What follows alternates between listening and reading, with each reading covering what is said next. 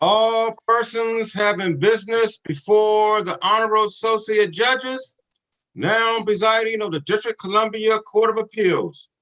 Draw near and give your attention. God save the United States and this honorable court. This honorable court is now in session. Please come to order. Thank you.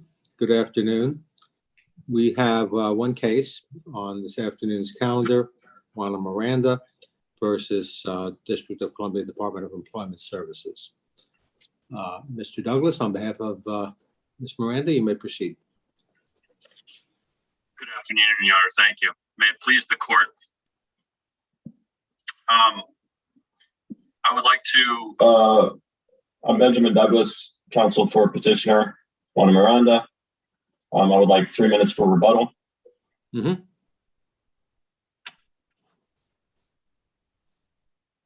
Go ahead. Okay. Yes, Your Honor, this is a case about an injured worker who is being denied benefits under the Workers' Compensation Act entirely because of an ALJ's findings about her immigration status. It is contrary to precedent. The reasoning is not well articulated. And it is contrary to the holdings of this Compensation Review Board as well on these questions. The basic questions are not in dispute. Ms. Miranda suffered an accepted work-related injury. She had 2 right knee surgeries. She had a light-duty release. Employer provided vocational rehabilitation. Claimant was cooperating and doing the best she could with vocational rehabilitation, looking for work, and had in fact found work. And that is the vocational rehabilitation counselor's finding and the ALJ's finding.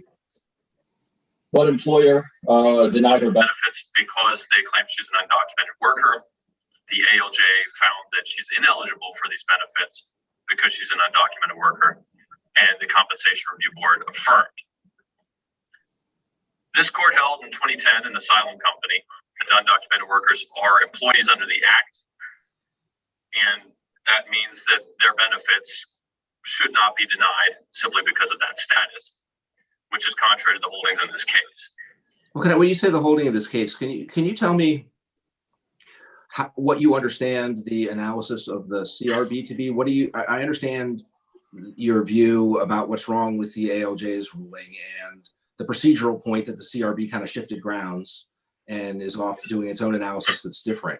But what do you understand the CRB to be applying the kind of flat rule that you're describing, that the sole reason for the denial of your client's claim in this setting was her undocumented status?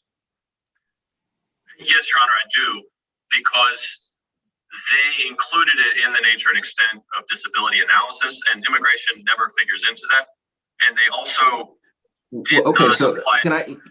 So it sounds like you're advocating a counter flat rule, which is when a court or an agency first and then a court reviewing agency action is assessing a workers' compensation claim, it's always just irrelevant what the immigration status is of the claimant. Is that your view, that it is just flatly irrelevant and can never be considered? In part, there's a question that's not before this court about vocational rehabilitation. And there have been arguments raised. I don't feel this court needs to commit to any finding on that. But the CRB has previously held that whether someone's in vocational rehabilitation or not, they can look for jobs, and a court can assess whether they're trying to find employment or not. Just so they can assess their voluntary limitation. Now, if an injured worker walks into an employer and says, hey, I don't have papers, that would be voluntary limitation of income if they attempt to use it as a sword rather than a shield. But that's true of anything else that hurts a worker on the labor market. Well, let me make sure I understand. So I get your point that if the worker seems to intentionally be trying to prevent himself or herself from being hired by saying, I'm here pretending to apply for a job, but I'm telling you, you can't hire me. I get that. That would be, that seems like very obvious voluntary limitation. But how about a situation like the following, where imagine someone who has an accepted injury, is totally disabled for a while, then improves as the indications are your client did, to the point where the client could do some work, physically could do some work. And imagine that the claimant then is trying hard to get work and isn't like sabotaging her own efforts. But she, and imagine that someone in her physical condition would have no difficulty finding work if they had legal status in the country to work. Imagine there's, that she had some job that, like, there were tons of openings, and that's undisputed. But imagine that she keeps applying and employers keep saying, well, great, fill out your I-9, and she can't do that. So someone physically in her condition would be able to get limited duty work very easily, but for her, but for if they have legal status in the country to work. But she can't, because she doesn't have legal status and people keep asking her about it. Do you think in that setting, a claimant should be entitled to full compensation as though the person is totally disabled? Or do you think that in that setting, the proper answer would be that you would permit such a person to only get, the difference between the earlier higher paying job and the theoretically available to a physically equivalent documented worker job? Your Honor, I think that would be up to the ALJ as part of a holistic analysis. They would have to make the finding. Imagine that's, imagine that that's all the ALJ has, and the question is what the right answer is under the workers' compensation scheme. Is that, one way of looking at it is the person's trying hard to get a job and can't. But the reason for that is not because of any physical limitation. It's not really related to the injury, the inability to get back to some other job. Instead, it's related to lack of legal status to work in the country. So I don't know that there's, I imagine there aren't any other facts. And the issue is really just what's the right answer to that question. Is that, does the claimant in that setting get full compensation as against the original job, or reduced compensation because we assume that the physical problem is no longer preventing the claimant from working? Your Honor, I think that it would be treated like anything else that handicaps a claimant on the labor market. So it would not preclude them from getting benefits. Just like if someone had been fired from the previous jobs, say they've been fired 7 times, no one may want to hire them. And so the employer could make that defense. But if the assessment were that... And so how far do you take that? Imagine a simpler case where the situation is as follows. The claimant does not have legal status to work, is hired by an employer notwithstanding that, and is working along at a particular salary. The claimant then suffers an injury that means the claimant can't work for that employer. But imagine that, even at the beginning, that's not totally disabling. You can't work, you can't do that job anymore. But you can go look for other jobs. So it's not really a total disability relative to physical condition. But the claimant says, well, I'm trying to get a job with another employer, but employers are really tightened up on whether they're going to allow undocumented folks to work, and I can't get a job. Would you say that's total disability because that's just another kind of problem in being able to avoid wage loss consequences of an injury, excuse me? On those facts, Your Honor, yes, it would be total disability, but this is not the case here. And it's very unlikely. It would be akin to if some other limiting factor in the labor market had that type of blanket approach. If the claimant is trying, it is employers' burden to demonstrate that they're somehow limiting their employment. And that's the only way that I think in this situation, immigration status should figure in as part of employers' alleged defense that the claimant is sabotaging their own efforts by failing to do this. And then it can be part of holistic analysis. In that scenario, if a claimant is trying their best to find work within those restrictions, first of all, they'd be entitled to wage loss, temporary partial disability, which is not awarded by the ALJ in this case, even though the jobs demonstrated lower earnings.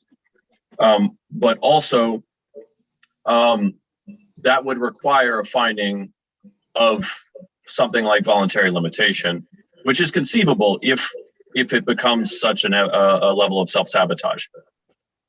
But if the labor market for undocumented workers disappears... The answers you gave to the questions I was just asking, do you think they're consistent with what the CRB has said in some of the other decisions that people have been citing And relatedly, do you think it's consistent with the analysis of the DC Circuit in the Rivera case?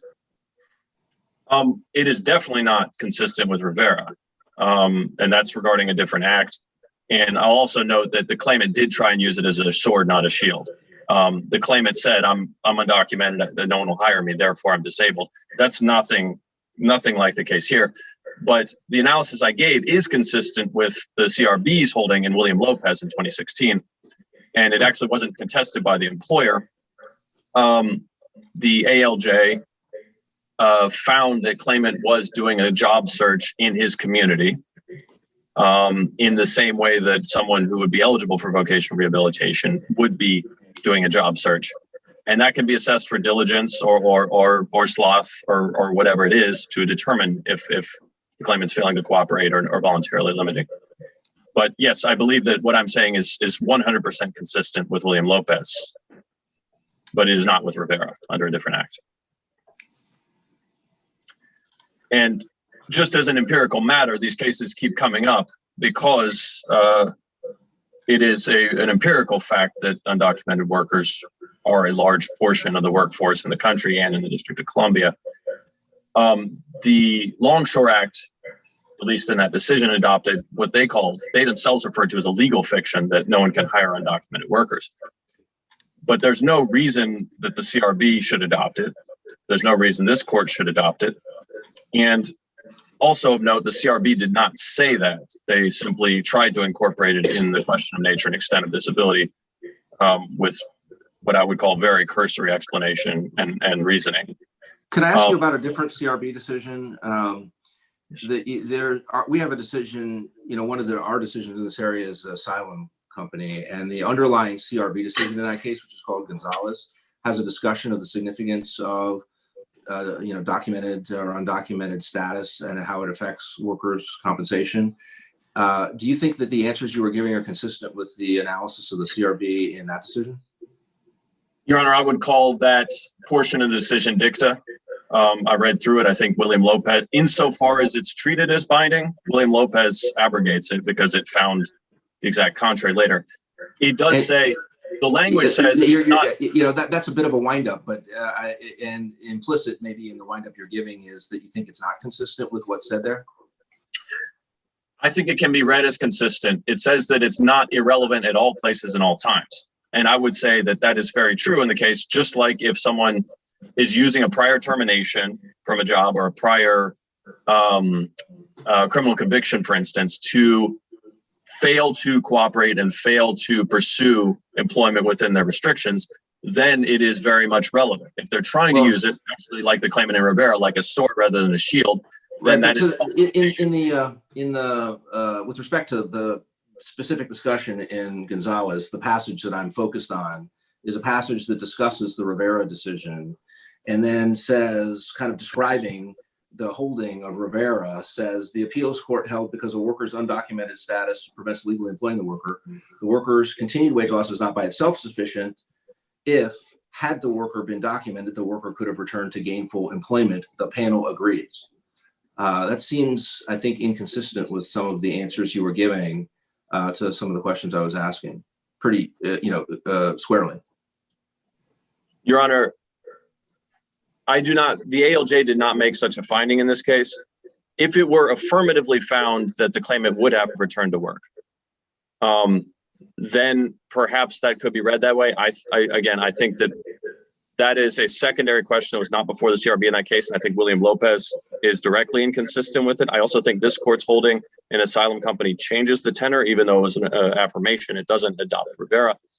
But in this case, just to follow up, to the extent you're suggesting that the later decision in William Lopez is contrary to this part of Gonzalez, do you think there is language that zeroes in on the exact question we're talking about in Lopez and analyzes it differently? That is a question where a claimant says, I can't get a job. The reason I was injured and I lost my job for that reason.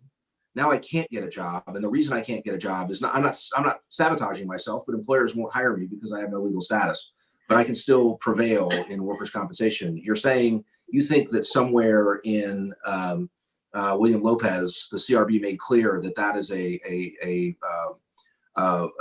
meritorious way of establishing entitlement to workers' compensation? Because if your answer to that is yes, I would like you to try to point me to where exactly in William Lopez you think that's made explicit. Your Honor, I would say I do have attempts at answering that question, but that question is not before this court. Ms. Miranda is not saying that she can't get a job because she's undocumented. She was saying that she was trying her best and that she was working to find a job, and the ALJ found that.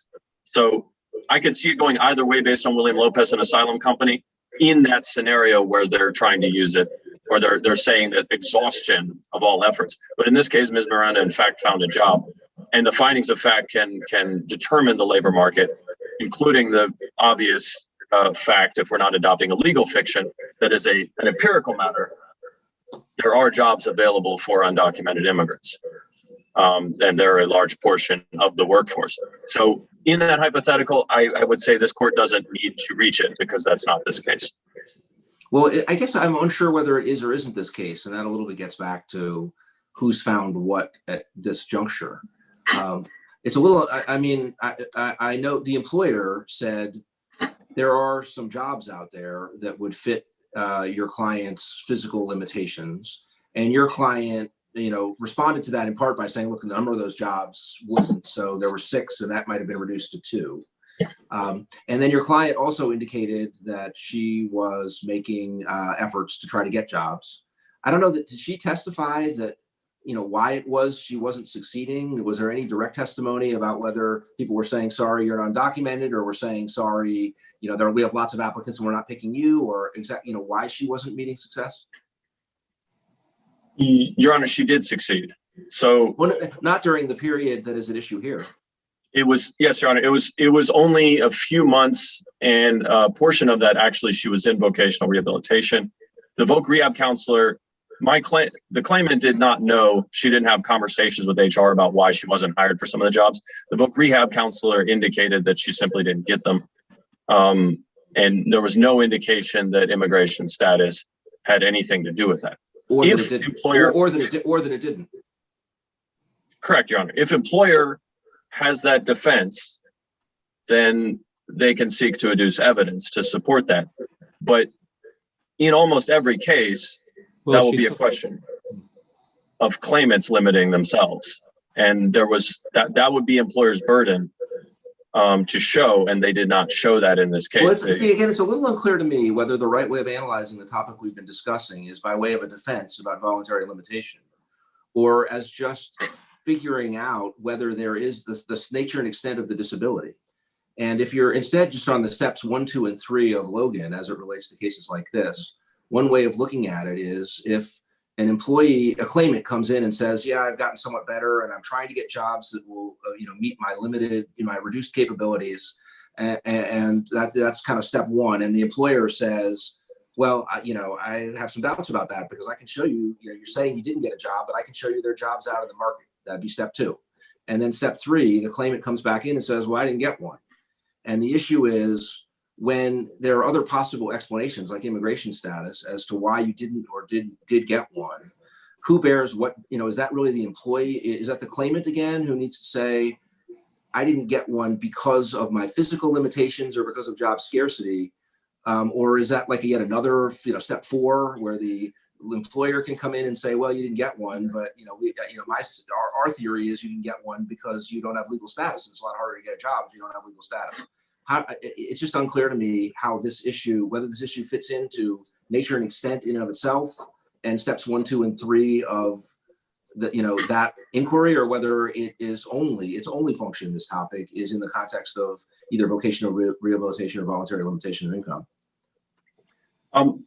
Your Honor, the 3rd step in Logan uses the phrase that I think is perfectly apt: diligence but lack of success in pursuing employment.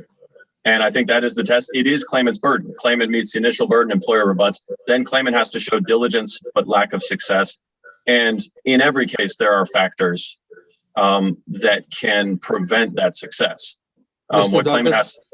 What do you understand? What do you understand? Ms. Miranda's testimony was about the diligence that she showed in that 3-month period to get a job that met her restrictions?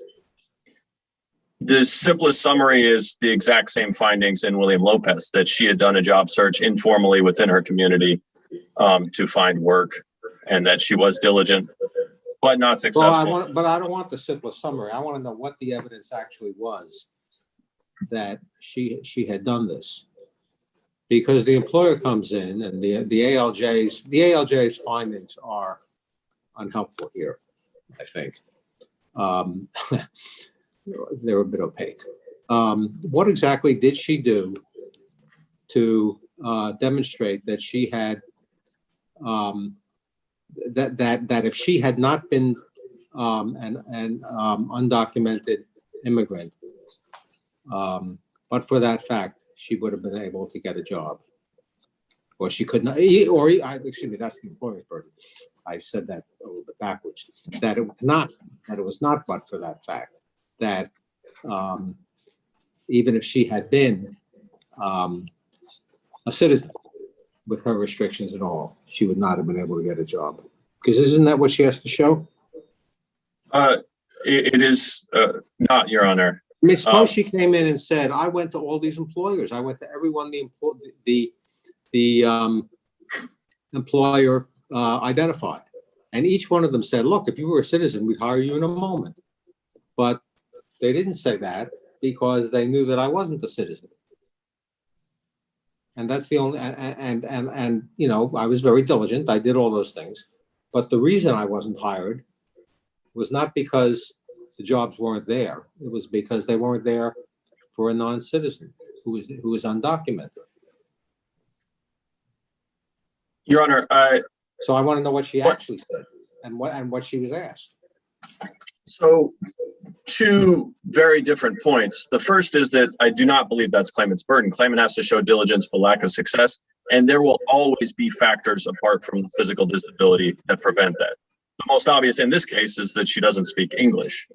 But that is not a bar.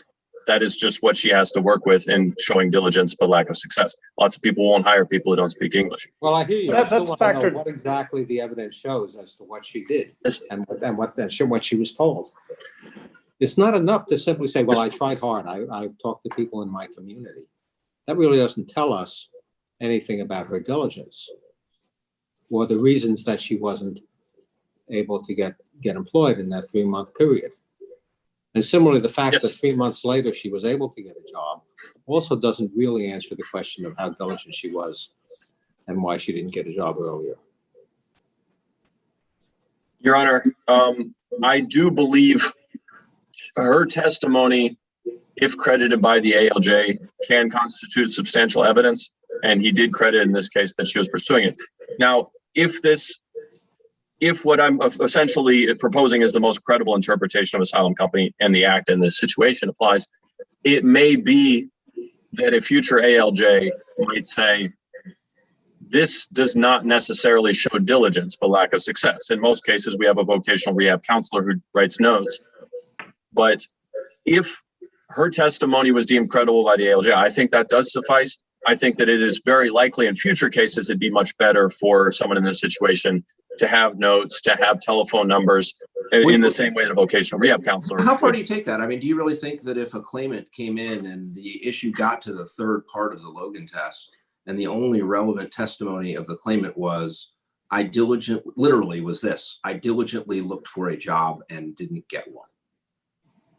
Would you say, if the ALJ said, well, I credit that the ALJ could rule for the claimant? Or do you think the burden is on the claimant to actually, rather than just conclusorily use the legal requirement, to say concretely, here is what I did, so that the ALJ could actually assess whether the actions of the claimant amounted to diligence? I would say that's case by case. In this situation where, I'm giving you a hypothetical case, which is the claimant says, the only evidence is the claimant's testimony in the following sentence: I diligently searched for employment and did not get it. That's your case. Could an ALJ rule for the claimant? If it is a long period of time and that's all the ALJ has, I think that would probably not be substantial evidence of diligence in that scenario. If And it's so a that does brief prompt, window, that does kind of wrap back around to Judge Glickman's question, which is, could you tell us specifically what your client's concrete testimony was about what she did during that 3-month time frame where she didn't meet success? Your Honors, I would have to go to the transcript. Specifically, she just talked about going to employment. I think the ALJ also noted that she found employment and that there's a brief window between the termination of benefits, termination of vocational rehab, and the start of the surgery. So there's really not much there, and there couldn't be much there. And it was just her testimony. Yes, I was looking for work here. I think it was, she applied to a housekeeping job and talked to, and this is often the case. It's like I talked to someone named Sarah about housekeeping. Now, could that be substantial evidence if it's a long period of time? Probably not. I think that's case by case. In this situation, I do think it would be a very different question if there had been an appeal of whether the ALJ relied on substantial evidence in finding that Ms. Miranda was diligently looking for work. So what would constitute the ideal evidence? I think the claimant taking notes, having phone numbers, names, addresses of employers to demonstrate as an exhibit to the ALJ. And I'm doing that in another case. In this situation where it's a brief window and claimant in fact secures employment, I don't know this court needs to find whether that's substantial evidence as a matter of law that the ALJ found that her credible and deemed that she was in fact trying to look for employment, coupled with the vocational counselor's finding that based on the 1 month of job search, she was doing a great job. And you would agree that we could take into consideration as part of the substantial evidence inquiry, if we got to that she found a job in pretty short order, which would tend to lend some weight to the question of whether she was diligently seeking a job. And remind me how long that gap was. Was it 3 months? The gap was only I believe it was only a little over 3 months. Yes, Your Honor. I know you say that the issue of vocational rehabilitation isn't necessarily squarely teed up for us, but I want to ask you a question about it, about how you would analyze vocational rehabilitation in the context of a claimant who is undocumented. And I'm going to give you a hypothetical case. I know it's not this case, but imagine that the following is the evidence that the ALJ credited. Claimant is injured on the job, is temporarily totally disabled, eventually is getting somewhat better and is to the point of getting vocational rehabilitation. And the employer says, as happened here eventually, we really aren't comfortable going ahead with vocational rehabilitation where we're like reaching out to employers on her behalf for things because we realize she's undocumented and we feel like that will make us complicit in immigration offenses. And says, and brings in some evidence that is of the following kind. If we'd actually been able to do vocational rehabilitation with her, we're very confident we could have gotten her a job. Someone in her physical condition who had good vocational rehabilitation support would have gotten a job during this interval. But the claimant testifies, well, they didn't give me vocational rehabilitation for that reason, and therefore I was on my own. I did my best. I didn't get a job. I was diligent to the extent I could be, but I just didn't get a job. Who should win that case if the ALJ credits all of that and believes that was a situation? That would be a fact analysis. If I were claimant's counsel in that situation, I'd bring in my own vocational expert to challenge that evidence because it would be very hard. But I would emphasize, first of all, it's a little bit of kind of fighting the hypothetical, but I'm saying those are the facts the ALJ has found on an adequate record. And so then the question is, what does law tell you about whether the claimant in that setting will be able to get, full compensation, or whether instead there'll be, some reduction in compensation because it's really not so much the injury anymore that is responsible for the wage loss. It is kind of the impediments posed by lack of legal status. So I don't know that it is a factual issue because that's just a case where the facts. Those are the factual findings. And what's the legal answer? Well, Your Honor, that would mean that the ALJ is crediting their Yeah. the assessment of the employer's expert. Then in that situation, it ceases to be a function of the physical disability and could be treated like a successful defense on the part of employer that this is somehow voluntary limitation. On the point of vocational rehabilitation, there are two other things I want to emphasize. First is that this is essentially a federal preemption issue, and that should be construed as narrowly as possible, because the claim is that it's barred by federal law, but that should not emanate beyond that narrow finding, as narrow as it is interpreted. And another is that the North Carolina Court of Appeals in a case called Gayton, Gayton, 560 Southeast 2nd, 870, addressed this issue and found that there are certain things between a labor market survey and vocational rehabilitation proper that an employer can do in this situation, and that because it should be construed narrowly, that should be part of the process that is available to employer up to the point where it in fact constitutes a violation of law. Before you sit down, could I ask you, you were asked earlier what you understood the CRB's holding to be, and I'm not sure that you really directed your answer to that question. When I look at the CRB's opinion, it says on the key point that that the claimant failed to satisfy the third prong of Logan. Quote, employer met its burden. This is the CRB's opinion stating. Employer met its burden by identifying 2 jobs compatible with claimant's restrictions. However, due to her undocumented status, they are prohibited from reemploying her. Thus, claimant fails to meet the Logan third step for reasons unrelated to her ability to physically do the work. Claimant's wage loss is unrelated to her work injury, and accordingly, she is ineligible for benefits, and they therefore affirm the ALJ. Now, have you taken the position on appeal that the CRB's statement of the facts there is unsupported by substantial evidence? Your Honor, I mean, what do you claim, or to put it differently, what do you claim is wrong with that determination by the CRB? Your Honor, the question was not employer reemploying her, but whether there are jobs. Available. That's one thing. Well, I think they meant that she had not, Okay. that those 2 jobs that the employer found. I think that's what they meant. That's one read.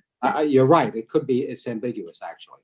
Yes. To some extent, but I think their point is that the employer met its burden at the second stage because it identified 2 jobs that were compatible with her restriction, and then the CRB says, well, she couldn't get those jobs because she was an undocumented alien. They couldn't hire her, so therefore she couldn't satisfy the third stage. And I don't have you attacked that? I mean, what are you saying is wrong exactly with the CRB's, with that conclusion by the CRB, which I think is the basis on which their decision seems to rest? 2 things, Your Honor. The first is that it's adopting a legal fiction that she's unemployable, because it's saying that they couldn't hire her without any evidence of that. No, I don't know if they're adopting legal fiction. They're saying they could not legally hire her. But that empirically they could. And in fact, someone did, including employer, but also the subsequent employer. But the second is that, to quote the Anderson case, This is CRB number 05-247. It is settled that a labor market survey standing alone is not substantial evidence of job availability. So under the Act, labor market surveys are probative, but the simple fact of showing that there are jobs within the person's restrictions that they could do. So if you were writing our opinion and you quoted that section of the CRB and you then wanted us to write a sentence, or I'll give you 2 sentences if necessary, that say what's wrong with that holding, what would that sentence read? This statement is ambiguous and conclusory. It appears that the CRB is adopting a holding that a labor market survey standing alone constitutes substantial evidence of job availability, which is contrary to their own precedents. In addition, the simple showing that there are potential jobs available for claimant is not a rebuttal of claimants showing that she has been diligent but unsuccessful in pursuing employment within her restrictions. Can I was looking back at your brief trying to remember, but maybe you can help me. Does your brief take issue with the first sentence in the part of the CRB ruling that or the first part of the first sentence of the part of the CRB ruling that Judge Glickman was citing? Because I know you've said now that a labor market survey isn't enough, and is that in your brief like a challenge to the issue of whether the employer met its burden at the second step of the Logan test? Your Honor, I'm not challenging that. That is how an employer meets the second step. Employer met the second step and the claimant met the third step. Okay. I just have one more question, because you seem to have a pretty, I'll say, a severe view of what it would count as sort of self-sabotaging oneself and looking for a job at the third step.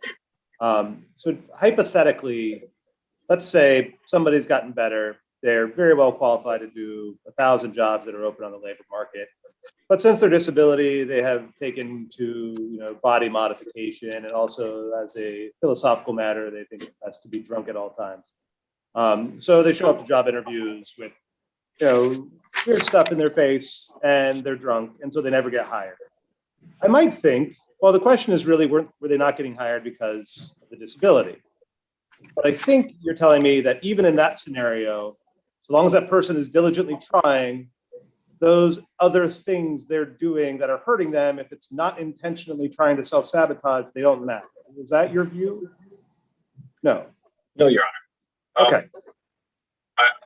I do think that a lifestyle question like piercings might be, I would argue, irrelevant, but certainly being drunk is a form of self-sabotage. And if someone's not doing their best, for willful reasons, assuming it's not a chemical dependency or something, that is certainly self-sabotage. So is your point that it doesn't have to be like intentional self-sabotage, meaning I am trying to prevent myself from being employed, but if it's unreasonable conduct that is inconsistent with making reasonable and good faith efforts to be hired, that could also be treated as voluntary limitation of income? 100%, yes. But then, and your other point, though, if I understand it right, is let's say there are two people who are working for the same employer. They get the exact same injury at the same time, and they both have the same surgery. They're both disabled for a while, and they both get somewhat better, and they're both trying to get jobs, limited duty jobs elsewhere because they can't go back to their own employer for some reason. And one of them gets a job, is like really good at interviewing, and is able to speak English, let's say, and the other is applies for the same job and doesn't get it, and keeps applying for other jobs and doesn't get them. And it's not really so much that the injury in and of itself would prevent hiring, because someone else got the job, but the person's trying as hard as the person reasonably can, but the person has certain limitations that aren't injury related that are preventing reemployment without independent of injury, but they're preventing reemployment, but consistent with reasonable effort. You say that isn't a defense, and that means the claimant wins. Am I getting the distinctions you're drawing right? Correct, Your Honor. And most claimants have things that limit them looking for, say, customer service jobs or whatever light duty jobs they're looking for, usually coming from physical labor. That is not self-limitation. That's just the act takes the worker as they are and people as they are. And I'll also note that Delaware found something similar to what I'm looking for. I noticed this after the brief, but there's a compost case. It's 107 Atlantic 3rd, 570. And so 107 Atlantic 3rd, 570.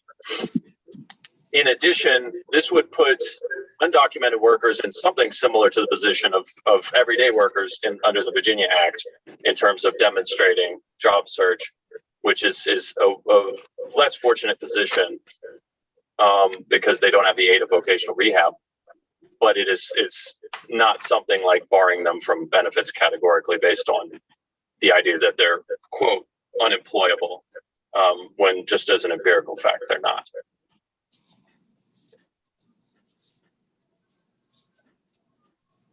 Okay. We will give you a few minutes in rebuttal. Let us hear from Mr. Shapiro. Thank you, Your Honor. May it please the court. The Compensation Review Board's and the ALJ's decision is consistent with the cases of Rivera and Gonzalez versus Asylum Company. In a normal situation where a claimant indicates it can show that they're not able to return to work in some capacity, the employer usually has two options. The employer can take them back, or they can do vocational rehabilitation. And in this case, because Ms. Miranda was undocumented, they can't do either. Oh, wait. Just to pause right there. I thought there was no realization that she was undocumented until they attempted to put her through vocational services. Is that right? Well, that was how we learned she was undocumented. But what I'm saying is that your clients had the opportunity to take her back before they learned of that, right? Well, I don't think it came to that. I don't think there was any interest in her coming back or them taking her back. At that point, this is much later. Okay. And so in that situation, I think that the CRB has basically just been following along in this case. And, the cases that the claimant was citing, which was the Court of Appeals case of asylum, had to deal with a person that was disabled completely from work. So that was the way that we distinguished the asylum, the Court of Appeals decision from the CRB decision. Can I ask you how far you take this view that maybe you're attributing to the ALJ and the CRB, but maybe you're also defending in any event?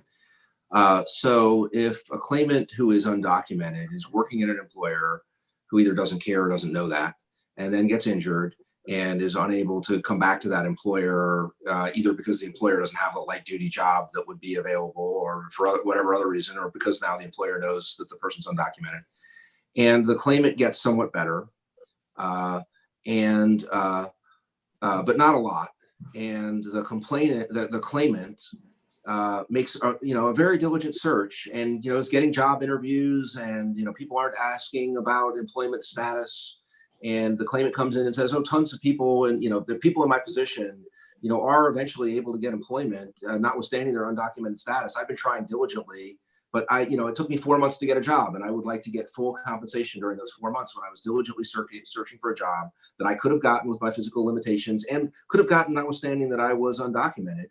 And in fact, I did get one, and I want, I want full compensation during those 4 months.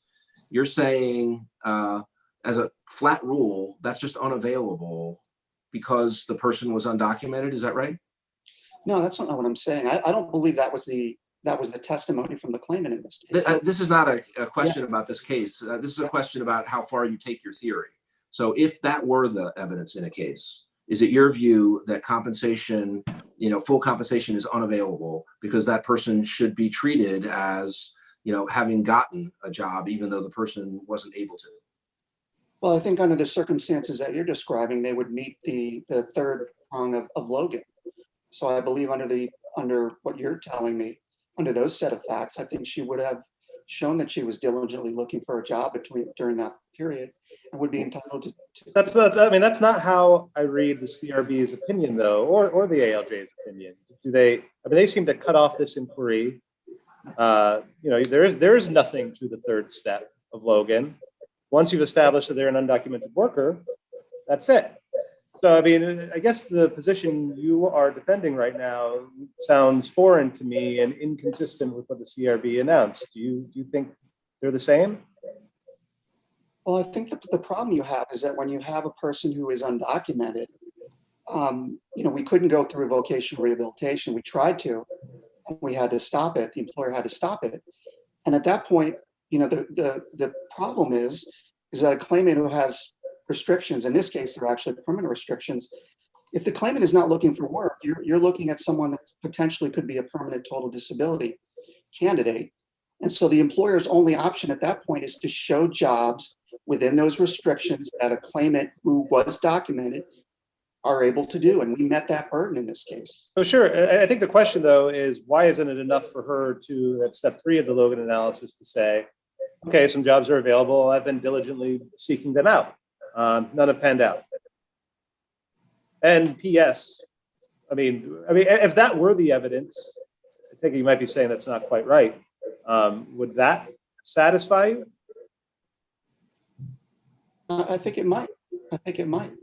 If that was the Can I ask you, Judge Shields' question was about the CRB's ruling, and your answer is kind of about how to actually analyze the law. But what do you think the CRB, the CRB didn't seem to get into, well, it's possible that someone in Ms. Miranda's position could prevail. But our concern is that, you know, there's evidence that there were jobs out there, and she said something about her diligence, but we aren't, you know, the ALJ wasn't persuaded by her diligence or worth that we think her diligence was inadequate as a matter of law. That isn't what the CRB's decision or the ALJ's decision looks like. They seem to be just cutting the inquiry off without getting into the circumstances of Ms. Miranda's efforts to get a job, and just sort of say, look, all we need to know, the ALJ and the CRB are a little bit different about where they cut it off, but it's like, all we need to know is that she couldn't have gotten legally rehired, so we're done. One of them says that at the first step, and one of them says it at the third step.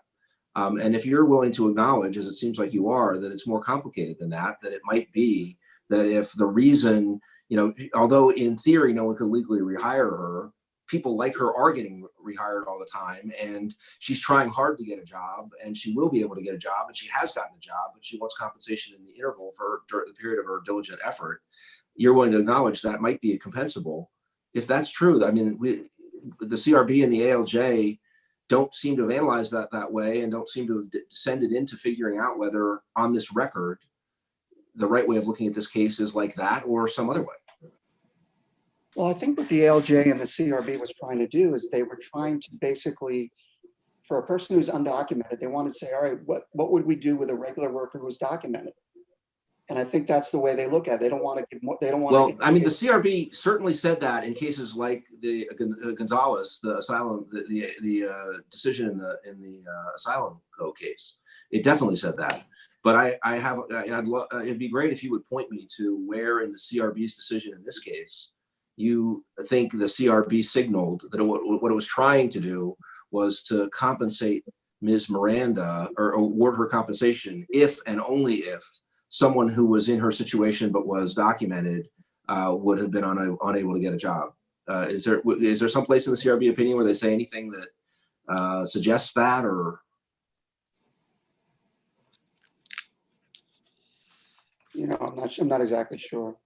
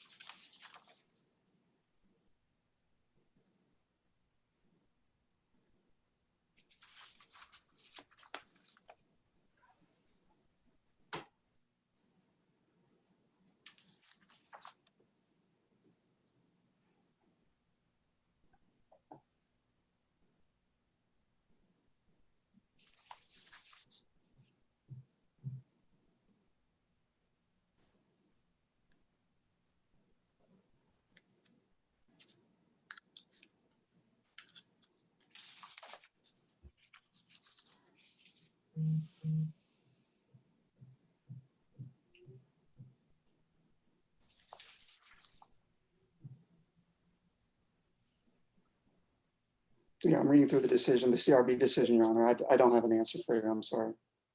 Mr. Shapiro, suppose the evidence in this case were understood to be as follows. Once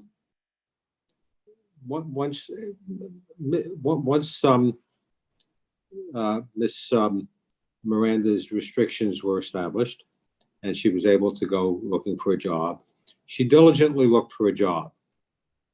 And it took her 3 months and she got a job. Now, somebody was willing to hire her despite her restrictions. Now, maybe she looked to the two employers that that were identified in the report, and those employers would not hire her, but she was diligent and she got a job within 3 months. What evidentiary significance do you think that would have? Why would one not say under those circumstances that the employer satisfied the second prong? It came up with some jobs that were available to people with her restrictions, and she satisfied the third prong. She looked diligently for a job and she got one, and it took her 3 months. Why is it that under those facts, if assuming they are the facts, it would make sense for the CRB to say that she is not entitled to unemployment to workers' compensation benefits for the interim 3-month period? Well, I think based on the facts that you've described, that she probably would have met her burden under the third prong of Logan, but the CRB found just the opposite there. But that's what I don't understand. What is the CRB's finding? They found, as near as I can tell, they seem to have found, although I don't know that the record supports this, that the reason she did not get hired in the 2 jobs that the employer identified that were compatible with her restrictions was because of her undocumented status. Now, I don't even know if the record supports that. So what has puzzled me is that the claimant has not argued that the record does not support that, at least not to my knowledge. But even if that is true, why is that the end all when in fact she is diligently looking and she finds a job within 3 months? Seems like not a completely unreasonable period of time. I mean, or are you saying 3 months there's some sort of cutoff, and if you can't do it within 2 months, you're not going to get benefits? That doesn't sound quite right to me. Logan doesn't talk in those terms. Well, Your Honor, the claimant, there was no testimony from Ms. Miranda at the formal hearing that she even applied for any of those jobs that were found in the labor market survey. I don't believe there was any testimony about Well, that. there is this finding by the ALJ that she was diligent, diligently looking. I don't know what that means. I don't know if that finding is supported by evidence either. I could not, frankly, find out what the evidence was to support that finding. But in the end, this is a person who within 3 months is able to get a job. So you ask yourself, if that's true, what is the theory under which she is deemed not to have satisfied the third step of Logan? Well, I think the way that the CRB looks at it and the way that the LJ looked at it is that she's technically not legal because she's undocumented, that legally they can't find her job. I mean, we were revoking her. The employer was doing vocational rehabilitation. And if she had been unable to get a job, could have found her a job before that. If she had been unable to get a job, and but for her undocumented status, she would have been able to get a job, then it makes sense to say you're not entitled to benefits. But that's the opposite of what happened here. Well, I mean, the issue we have is that she wasn't able to participate in vocational rehabilitation. She kind of put up this ruse where she took the Fifth Amendment, said, I'm not giving you any information. She never admitted she was undocumented. If this decision were based on a failure to comply or participate appropriately in vocational rehabilitation, if that were the basis for the decision, I would understand that. We'd look at that. But that's not the basis for the decision before us, is it? No. And in fact, am I right in recalling that at the hearing in front of the ALJ, the attorney for the employer said that the employer wasn't pushing the defenses of voluntary limitation of income or failure to cooperate with vocational rehabilitation? I believe that's correct. I mean, we were acknowledging, the employer was acknowledging that she did have restrictions and there wasn't a job available, but that was as a result of the fact that they couldn't do job placement and the fact that the employer couldn't take her back because she was undocumented. And the claimant basically was, refused to even answer any questions. She took the Fifth Amendment, so we had to go through this whole rigmarole about whether she's even documented, which she wouldn't even give that information to the vocational counselor. So, there were weeks and weeks that went by where there was nothing happening.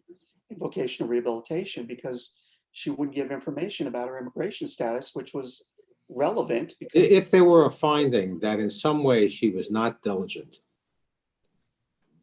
that would be a leg to stand on, I think. But it's funny, it's just hard to find that in the record here. yeah, there's not a lot. There's a sentence in the CRB decision, but there's not a lot of facts. There really was very little evidence of that, or very little testimony. Do you think that this is a case where a remand is appropriate for clarification by the CRB, maybe for the fact finding, as to, I don't know, as to just what the legal principles are here and what the facts are? I don't think so, Your Honor. I think that the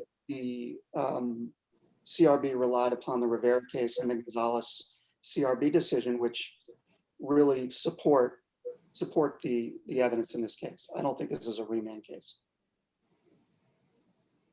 I don't want to take the time to start leafing through my sheet of paper here to refresh my memory about those two decisions. How do you think those two decisions support what the CRB did here? Well, Gonzalez citing Rivera, they basically, the holding was, and the main basis of it was that undocumented status prevents an employer from legally employing the claimant or utilizing vocational rehabilitation services.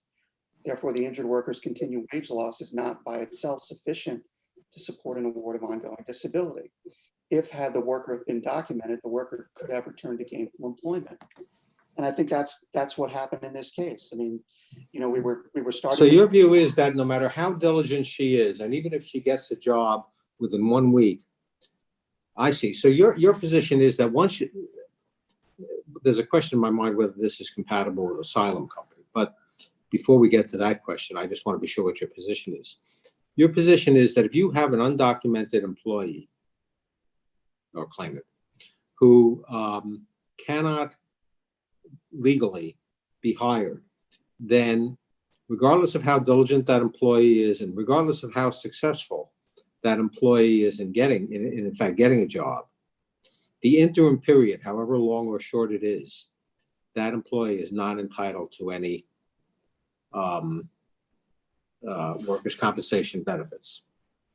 No, Your Honor, that's not what I'm saying. I'm saying if in fact in this case, for instance, if Ms. Miranda had indicated that she tried to apply for the jobs in the labor market survey and was told that she couldn't do them because they wouldn't hire her because she was undocumented, that's one thing, but none of that wasn't part of this case. She never testified to that.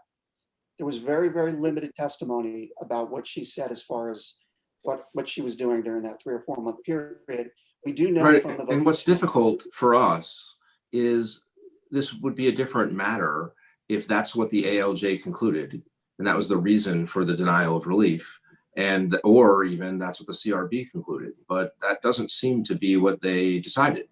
They seem to have decided instead that there is some flat impediment to Ms. Miranda getting relief because of her undocumented status, without regard to the details of whether she was or wasn't diligent. Because there's no, I mean, the CRB, I don't think it says the word diligent. It just, you know, it's got these 2 sentences: employer met its burden, but it's a little ambiguous, but maybe the other potential employers can't legally hire her. Thus, she fails to meet the 3rd step. So that thus she fails to meet the 3rd step because the other employers can't legally hire her. That seems to be the only explanation for the CRB's ruling is without regard to how diligent she was, because the CRB didn't mention diligence and doesn't say anything about it. Doesn't view it as relevant. It's just the putative other employers couldn't legally rehire her, so she loses at the 3rd step. Seems like a flat rule as it's explained by the CRB. So it's hard for us to kind of take the place of the ALJ and the CRB and say, oh, we're going to look at the record and we're going to consider the evidence and we're going to figure out whether it amounts to diligence or doesn't. It's just something nobody seems to have done yet. And if you're conceding that that's potentially relevant, it seems like somebody other than us needs to sort that out in the first instance.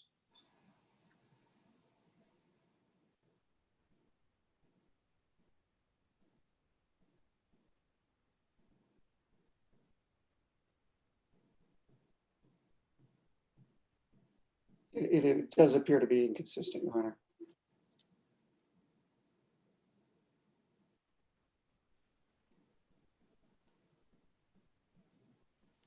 So now, one other question I guess I would ask you is, if we were to say to you, all right, put aside the facts of this case, what is the law here? Do you think the ALJ got it right in saying that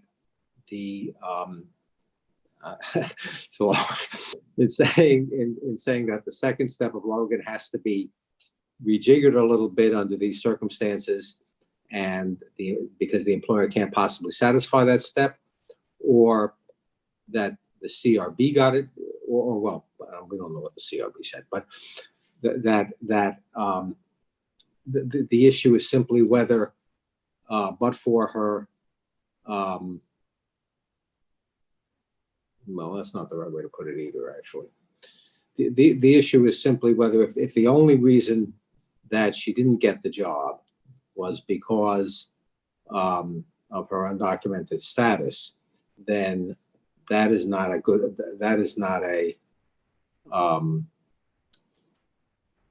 enough reason to justify. Then she would not be entitled to benefits. And that's sort of a third step analysis. In other words, if we were to say, look, CRB, we've got to make this clear for you. Here's what the law is. What should we say?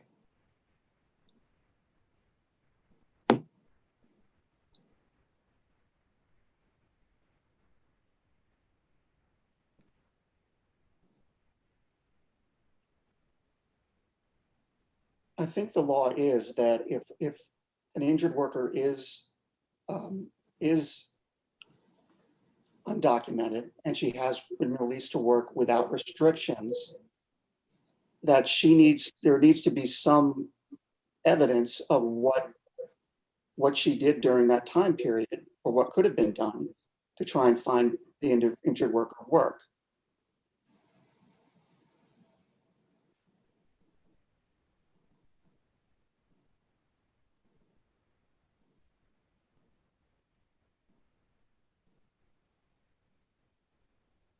And suppose she says, I knocked on every door that I could think of, and for 3 months, nobody would hire me, but finally, after 3 months, I got a job.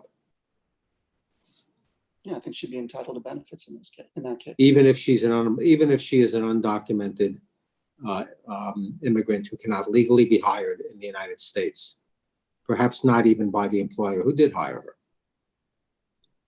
I think so, Your Honor. So I thought you might introduce a caveat into that, which is, let's say she knocked on every door she could think of, and the first 30 said, you're great, you're qualified, we need somebody to fill the spot, but you're undocumented, so we can't hire you. Would she still satisfy step 3 of Logan, the diligence prong, or does the failure to get the job need to relate to the disability, or at least not relate to being undocumented? Yeah, I mean, I think, well, that's a little bit different, because you're right. In that case, you've got issues where they would have hired her, but for the fact that she was undocumented. So I do think that that's a different circumstance. And I think if you look at a lot of these cases going back, they do talk about treating documented workers the same as undocumented workers who have disability. They have to be treated equally in some respect. So if you've got someone that could be who was documented and there was work available and you could find work for them, why should they be treated different than someone who's undocumented? And the only reason that they're not able to work is because of their undocumented status. And I think that was what the ALJ was focusing in on in this case.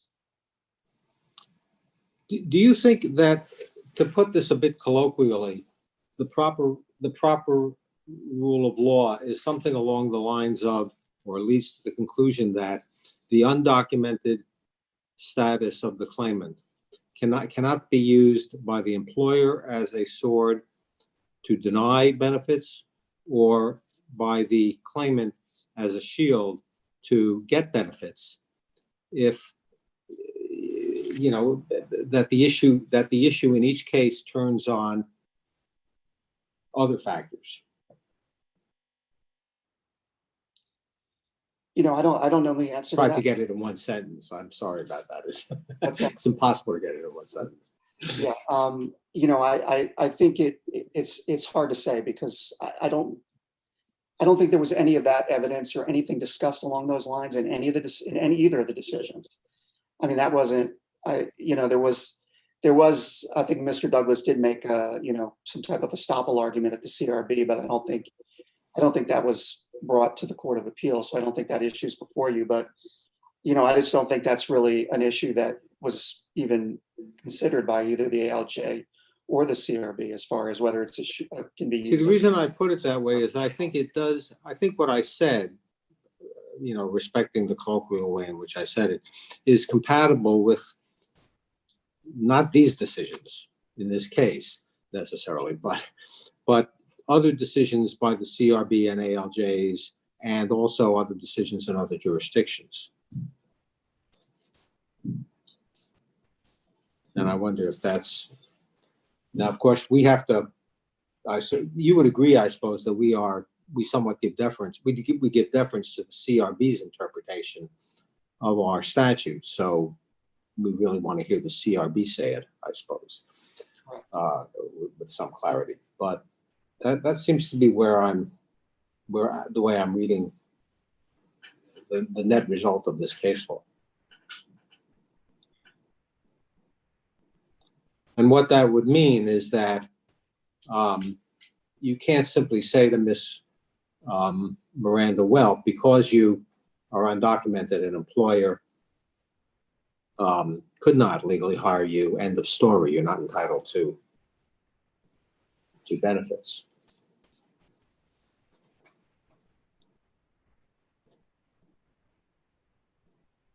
Because if she could come back and say, well, that's one reason why I could not be hired, but another reason I could not be hired is that my restrictions prevented me from hiring, and or the market is such that employers are not hiring now, or the competition is too stiff, or a million other reasons.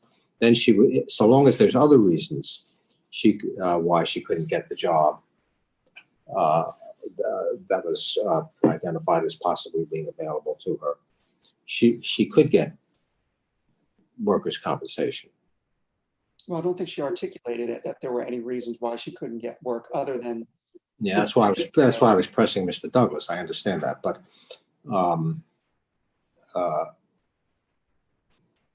there's some questions here about burden of proof. Who has the burden on that issue? All right. Do you want to wrap up, Mr. Shapiro? I think that's all I have. Thank you, Your Honor. Okay. Let us hear from Mr. Douglas in rebuttal. We'll give you a few minutes.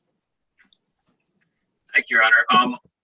I looked back at the file during that, and there was additional evidence. I wasn't prepared to argue that point about her attempts, but for instance, she applied through Indeed.com and then forwarded me the emails, and I introduced those as exhibits in evidence. So that's one way to do it, especially with a lot of things online. So there was evidence of her job search apart from her testimony, just noting that. And I think that's precisely the type of evidence that should be considered. I also want to underscore, it does seem like employers not arguing for the CRB's position, which I think is welcome, but I think the CRB's position, if adopted, would have very few limiting principles. The Jorge Lopez ALJ decision that was cited by employer at both levels actually barred a claimant from getting temporary partial disability, even though he had done due diligence and found work, albeit work that paid less because of his physical incapacity. And it said that because of his undocumented status, he was unemployable, even though he was employed. And I think that once that type of, and again, I use the phrase legal fiction like Rivera, once that's adopted, then that's sort of where the ALJs wind up bound, because even people who find employment are unemployable under this legal fiction. And that would be a huge swath of benefits under the act that undocumented workers would be barred from, contrary to this how. In addition, there's some talk about this type of the situation where the doctor says no work whatsoever. and that's what asylum co-governs. And that was an argument in relation to the Dante's Agostine opinion, where a claimant let his work permit lapse, but the doctor didn't release him to light duty. But all claimants can do some type of duty, pretty much. It just depends on disability is an economic concept. So if a claimant has any type of release, even if it's bedridden, if they could do all their work on a laptop, they would still be under a light duty release. So I don't feel comfortable with any distinction that says total disability versus total disability under the Act, meaning that they're under restrictions that aren't being accommodated. There's no bright line between those two categories. And so the rule that's proposed by the ALJ and CRB and employer in this case would be a bright line rule between subject to restrictions that aren't being accommodated on the one hand and no work whatsoever on the other, if a doctor says so, but that's a fiction. I also want to underscore, this question came up about what if there are an affirmative finding that she could work but for X issue, but for immigration status. I think one of the great things about the Logan standard of diligence for lack of success is that it bypasses that type of very difficult to assess finding, which could apply to all sorts of things that limit a claimant's earning capacity. And I Just to return real quickly to Judge McLeese's question earlier about what if there's employers stop hiring people who don't have papers. There's some sea change in the climate of hiring. I think in that peculiar situation, there would be obviously harms to most undocumented workers, and then there'd be, conceivably some workers would get workers' comp for a longer period of time. But I don't think that the Act cognizes that type of scenario. There could be, say, a general cultural trend against hiring someone who's been fired from a previous job, for instance. And then people who'd been fired from their previous jobs, or even fired from a job they got after their injury and then went back into vocational rehab. That could create a scenario where you have findings that, but for this other factor, they would be able to find employment. It's not due to the work injury. I think the Act does a very good job of not structuring the question so that that type of hypothetical arises, that the question is the due diligence and the success. And any type of failing on the claimant's part has to be brought into that due diligence question. So I realize I'm a bit all over the place, but the thoughts were coming out that way. And I think that the Act is structured well to avoid that type of hypothetical scenario, which could arise with anything that limits a claimant's capacity in the labor market. Okay. Well, counsel, thank you both. The case is now officially submitted, and you'll be hearing from us, and we'll let you log off now. Thank you, Your Honor. Much, Your Honor. This honorable court is now adjourned.